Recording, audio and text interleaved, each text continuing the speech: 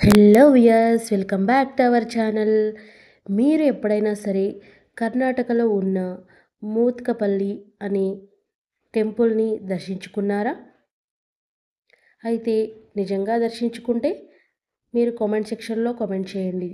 ఇక్కడ మోత్కపల్లి అనే గ్రామంలో మన బలభీమసేన అనే దేవుడు ఇక్కడ ప్రధానంగా కొలువుతీరి ఉన్నాడండి. అంటే ఎవరో కాదు, మన ఆంజనేయ స్వామి.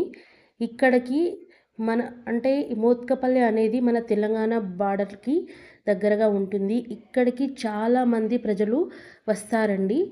ఇక్కడ ఉండే ఆంజనేయ స్వామి చాలా అంటే దేవుడు అనేవాడు పవర్ఫుల్గా ఉంటాడు. కానీ ఇక్కడ దేవుడిని మాత్రం ప్రజలు మాత్రం ఖచ్చితంగా తమ కోరికలు నెరవేరుస్తాడని, మరియు తమ ఏం కోరుకుంటే అది జరుగుతుందని ఇక్కడ ప్రజలు చాలామంది నమ్మకంగా నమ్ముకుంటారండి. ఇక్కడ చాలామంది తమ కోరికలు నెరవేరిన వెంటనే పొర్లు దండాలు పెడతా ఉంటారండి. మీరు వీడియో మొత్తం చూడండి, మీకు కనిపిస్తూ ఉంటుంది.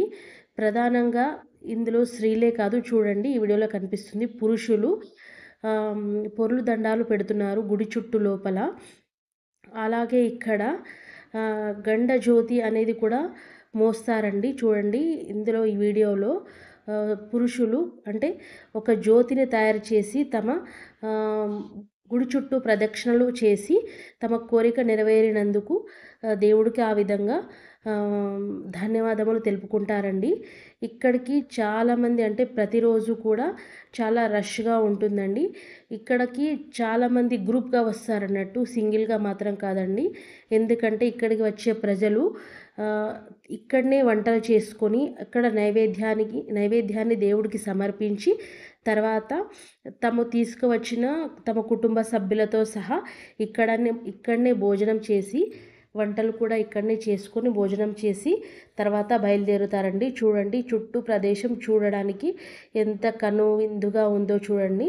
ఈ గ్రామం చాలా చిన్నదే, ఎవరికి తెలీదు, కానీ మీరు తెలుసుకుంటే మాత్రం చాలా బాగుంటుందండి. ఈ గ్రామం అనేది చాలామంది నమ్ముతారన్నట్టు.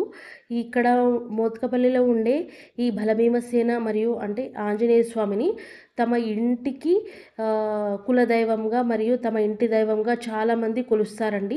అటు కర్ణాటకలో మరియు ఇటు తెలంగాణలో మధ్యలో ఈ బార్డర్లో ఈ దేవస్థానం కొలువై ఉంటుంది కాబట్టి చాలామంది తమ ఇంటి దైవంగా భావిస్తారన్నట్టు. ఎంత అంటే చాలా పవర్ఫుల్గా వీళ్ళు సంవత్సరంలో అట్లీస్ట్ ఒక్కసారైనా ఇక్కడికి వచ్చి వంటలు చేసుకొని ఆ వంటల నైవేద్యాన్ని దేవుడికి సమర్పిస్తారండి. ఇందులో ముఖ్యంగా భక్షాలు అవి చేస్తారండి. ఇక్కడ చాలామంది చూస్తున్నారు కదా, ఇక్కడ గుండం కూడా ఉంటుంది. చాలామంది ఇక్కడనే స్నానాలు కూడా చేస్తారు.